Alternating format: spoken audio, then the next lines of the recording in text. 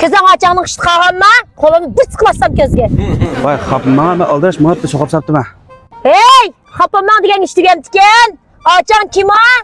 Vay çaylık açak kapma, aldırış mı diken bir kömel şokap sattım ha.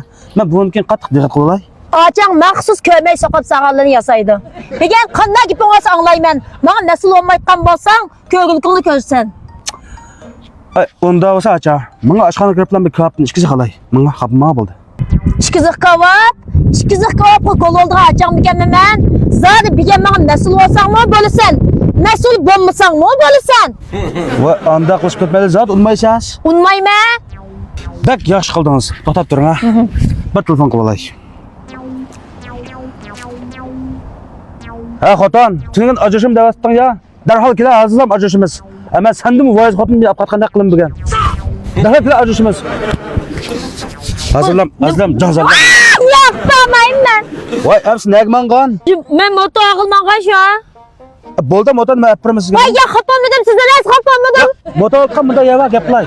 Ha, mushu yonjig'imizda pul bo'lsin, bo'lmasin. Ne pul olsun, ne pul olsak da yaxshi. Pulim bo'lib qolsa, 3 oy, 6 oy, 9 oy, 12 oy muddat qilib to'lasak bo'ladi. Xohlagan har xil tutga, pravosiz, pravkisqan, 3 oy motorni deb hamma motorlar bor. Abi kimliklarni ko'tarib borsak, motorning pulisini, muddat qilib to'lasak, bir mocha o'simi chiqmaydi. Bu yoning o'rni yakanda Yengil Jazanning qarshisiga muddat qilib motosiklet sotilish degan o'rni shu. Telefon numara 133 99 78 79 71. Aşağı alayım size rahmet. Gel. Gel.